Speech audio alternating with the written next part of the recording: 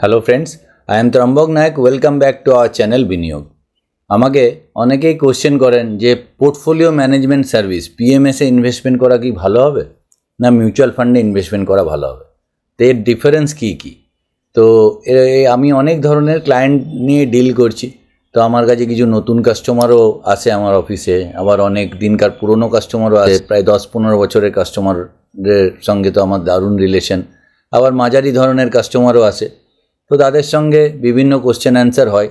তো এই কোশ্চেনটা আমাকে প্রায় অনেকেই করেন যে পিএমএস কি বা এর ধরনের শুনছি, তো কি ইনভেস্টমেন্ট করা উচিত কি না, বা কি কত টাকা ইনভেস্টমেন্ট করতে হয়, বা করলে কেমন কি হতে পারে। তো আমার মনে হলো যে এই নিয়ে একটা ভিডিও করা দরকার, তাই আপনাদের সঙ্গে আমি আজকে শেয়ার করছি। আশা করি এই ভিডিওটা আপনি পুরোটা দেখলে আপনার ক্লিয়ার হয়ে যাবে যে পিএমএস আর মিউচুয়াল ফান্ডের ডিফারেন্স কী, কী অ্যাডভান্টেজেস আছে, কি ডিসঅ্যাডভান্টেজ আছে। তো পিএমএস এর ফুল ফর্ম হচ্ছে পোর্টফোলিও ম্যানেজমেন্ট সার্ভিসেস। এটাও সেবি রেগুলেটেড। সেবির 2020 থেকে রেগুলেশন অ্যাক্ট অনুযায়ী পিএমএস ম্যানেজ হয়। পিএমএসের সঙ্গে মিউচুয়াল ফান্ডের তফাৎ এই যে পিএমএসে আপনি ডাইরেক্ট স্টককে থ্রু পিএমএস হয়, মানে ডাইরেক্ট শেয়ার কেনা হয়। অনেক পিএমএস সার্ভিস আছে, মিউচুয়াল ফান্ডেরও পিএমএস আছে। তো স্টকের ক্ষেত্রে যেটা হয়, স্টকটা আপনার নিজের নামেই কেনা হয় এবং ওখানে একজন পোর্টফোলিও ম্যানেজার স্পেশালি আপনার জন্যই থাকে, as a tailor made portfolio আপনি পান। মানে আপনার জামা যেমন দরকার, মানে আপনার বুকের ছাতি যদি 42 ইঞ্চি হয় বা 40 ইঞ্চি হয়, তো সেইভাবে যেমন মাপ করে যেমন জামা হয়, তো পিএমএসে সেইভাবে পোর্টফোলিও সাজানো হয়। যদি আপনি খুব রিস্ক টেকিং ইনভেস্টার হন, তাহলে আপনি সেই ধরনের পিএমএস আপনাকে পোর্টফোলিও সাজিয়ে দেবে। আপনি যদি কম রিস্ক নিতে চান, তো সেই রকম ধরনের পোর্টফোলিও সাজিয়ে দেবে। মিউচুয়াল ফান্ডে যেটা আপনি অত চয়েস থাকে না, যে টেলার মেড পোর্টফোলিও থাকে না, মানে it's like a readymade garment, যে রেডিমেড জামা যেমন পরতে হয় সেই রকমই হয়ে যায়। তো যার ফিট বডি, তার ক্ষেত্রে রেডিমেড জামা পরলে কোনো প্রবলেমই নেই, সুন্দর লাগবে। কিন্তু যাদের বডি টাইপ একদম ফিট নয় বা একটু অন্য ধরনের বডি, তাদের কিন্তু টেলার মেড জামা পরলেই বেশি মানায়। তো এটাই হচ্ছে মেন পার্থক্য। এবার পিএমএসের যেটা অ্যাডভান্টেজ হচ্ছে, পিএমএসের ধরুন আপনি যে টাকাটা ইনভেস্টমেন্ট করলেন যে সব শেয়ারগুলো বা স্টকগুলোতে, সেখানে যদি যেটা ডিভিডেন্ড পান, সেই ডিভিডেন্ডের টাকা কিন্তু আপনার অ্যাকাউন্টেই চলে আসে। যেটা মিউচুয়াল ফান্ডে কি হয়, মিউচুয়াল ফান্ডে ছোটো ইনভেস্টার, বিভিন্ন ছোটো ইনভেস্টার, বড় ইনভেস্টার, মাঝারি ইনভেস্টার, টোটাল যে অ্যামাউন্ট হয়, বাল্ক অ্যামাউন্ট টাকাটা একজন হেড ইকুইটি মানে ফান্ড ম্যানেজারের গ্রুপ ম্যানেজ করে। সেখানে তারা আপনার হয়ে কেনা বিক্রি হয়। সেখানে ডেলি ন্যাব আপনি দেখতে পাবেন, কিন্তু তার ভেতরে কি স্টক আছে, স্টকের পোর্টফোলিও ফ্যাক্টশিটে দেখতে পান, কিন্তু ইন্ডিভিজুয়াল আপনি মিউচুয়াল ফান্ড খুললে বুঝতে পারবেন না যে আমার এই স্টকে ইনভেস্টমেন্ট আছে, এবং সেখানে যা ডিভিডেন্ড পাচ্ছেন বা বোনাস পাচ্ছেন বা স্প্লিট হচ্ছে শেয়ার, সেগুলোর কোনো ইফেক্ট আপনি পাবেন না। এবার পিএমএসের রিটার্ন জেনারেলি হাই হয়, মিউচুয়াল ফান্ডের থেকে অনেকটাই হাই হয়। তেমনি ভালো পিএমএস বাছাটাও একটা চ্যালেঞ্জের ব্যাপার। মানে একজন ভালো অ্যাডভাইজার বা ভালো যদি আপনার পিএমএস ডিস্ট্রিবিউটার অনেস্ট বা তার যদি নলেজ না থাকে, তো আপনাকে পিএমএস চট করে বেছে দেওয়াটাও টাফ। এমনও দেখা গেছে যে মিউচুয়াল ফান্ডের থেকেও পিএমএসের পারফরমেন্স কিছু ক্ষেত্রে খুবই হতাশাজনক হয়, আবার কোনো পিএমএস আউটস্ট্যান্ডিং করে। এবং পিএমএস প্রচণ্ড ভোলাটিলিটি থাকে, মানে মিউচুয়াল ফান্ডের ভোলাটিলিটি অনেক কম, কিন্তু পিএমএস যেহেতু হাই ভোলাটাইল স্টক জেনারেলি থাকে, সেই জন্য পিএমএসে প্রচণ্ড হাই রিটার্ন আসে। আবার যখন মার্কেট দাঁড়িয়ে থাকে, তখন কিন্তু পিএমএসের রিটার্ন সেরকম থাকে না। যেমন লাস্ট 1 বছর যদি আপনি দেখেন, যেগুলো নাম করা পিএমএস, অনেক পিএমএসই আছে মিউচুয়াল ফান্ডের থেকে তাদের রিটার্ন অনেক কম আছে। কিন্তু আবার যদি লঙ্গার টার্মের টাইম ফ্রেমে দেখেন, তো সেখানে হয়তো মিউচুয়াল ফান্ডের থেকে অনেক বেশি রিটার্ন দিচ্ছে। তো এটা জেনারেলি সেবি একটা ক্লাসিফিকেশন করে দিয়েছে। রিটেল ইনভেস্টার, যদি আপনার কাছে ছোট টাকা থাকে, আপনি নতুন ইনভেস্টমেন্ট করতে এসছেন, বা আপনার সেইভাবে অত ইনভেস্টমেন্ট করার ক্ষমতা এখন নেই, ধীরে ধীরে আপনি ইনভেস্টমেন্ট করতে চান, সেক্ষেত্রে আপনার মিউচুয়াল ফান্ডই বেস্ট। পিএমএসের যেটা মেন ফারাক মিউচুয়াল ফান্ডের সঙ্গে, পিএমএস হচ্ছে ইনভেস্টমেন্ট শুরুই হয় অ্যাকর্ডিং টু সেবির রুল অনুযায়ী 50 লাখ। 50 লাখের নিচে পিএমএস হয় না। তারপরে আপনি যত খুশি ইনভেস্টমেন্ট করতে পারেন, কিন্তু মিউচুয়াল ফান্ডে আপনি 500 রুপিস দিয়েও ইনভেস্টমেন্ট শুরু করতে পারেন।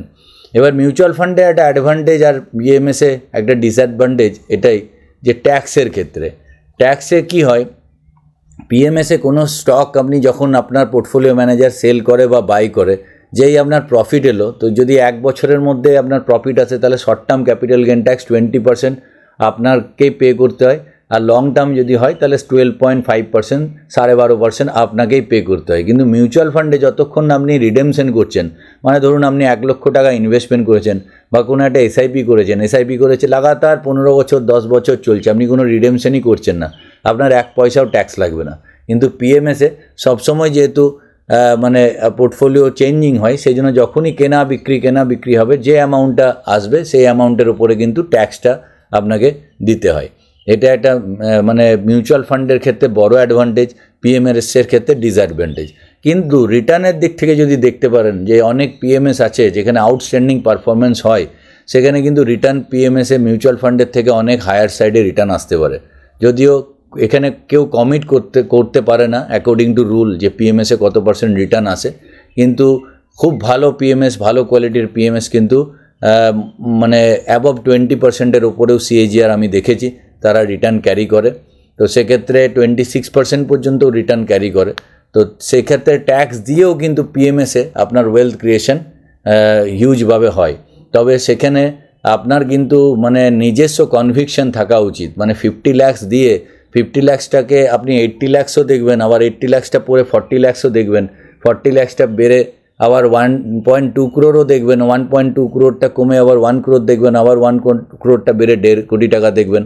তো এরকম ফ্লাকচুয়েশন যদি আপনি নিতে পারেন তাহলে পিএমএসে আপনি মানে হিউজ ওয়েলথ তৈরি করতে পারবেন। কিন্তু আমি আবারও বলছি যে PMS different type of PMS আছে, সেখানে নিজের রিস্ক অ্যাসেস করা এবং তাদের সেই গ্রুপকে তারা অনেস্ট না কি, তাদের ইন্টিগ্রিটি কেমন, এইগুলো চয়েস করার ব্যাপার থাকে। মিউচুয়াল ফান্ডে অত কিছু নেই, মিউচুয়াল ফান্ড সিম্পল প্রোডাক্ট, সেখানে আপনি ছোট ইনভেস্টমেন্ট করতে পারেন, সেখানে আপনি পরিষ্কার দেখতে পাবেন যে পারফরমেন্স কী আছে, এবং এখানে কিছু কিছু টেকনিক্যাল ব্যাপার থাকে যেগুলো আপনার অ্যাডভাইজার আপনাকে সাহায্য করবে, যেগুলো শার্প রেশিও, বিটা, আলফা, এগুলো দেখে জাজ করা যায়।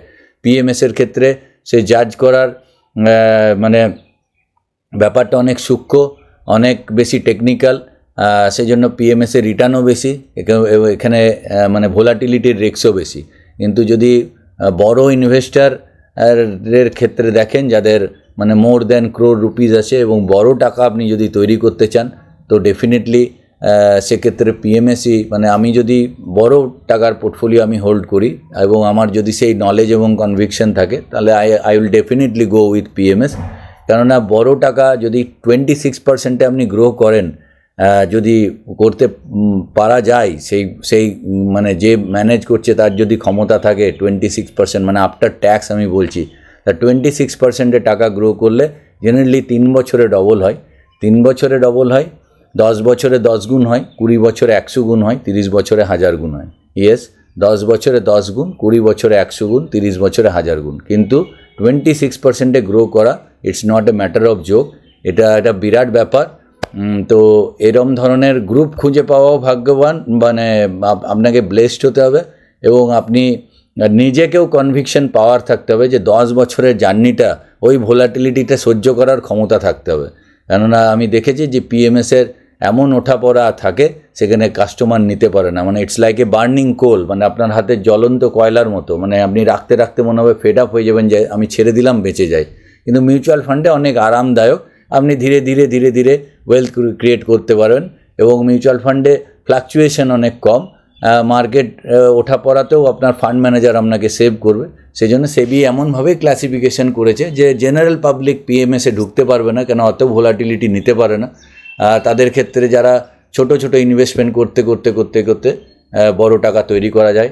আমার কেরিয়ারে যদি বলেন, আমি মিউচুয়াল ফান্ডের থ্রুতেই প্রচুর ক্লায়েন্টকে, যারা একদম রিটেল কাস্টমার 1000, 2000, 3000 টাকা নিয়ে এসআইপি শুরু করেছিল আজ থেকে 15-17 বছর আগে, 10 বছর আগে, তাদের প্রচুর ক্লায়েন্টের আমার কাছে এরকম আছে যে প্রায় আমার কাছে মানে এখনই বলতে পারা যায় প্রায় 35-40 ক্লায়েন্ট আছে যাদের 1 crore-এর ওপরে অ্যাসেট আছে।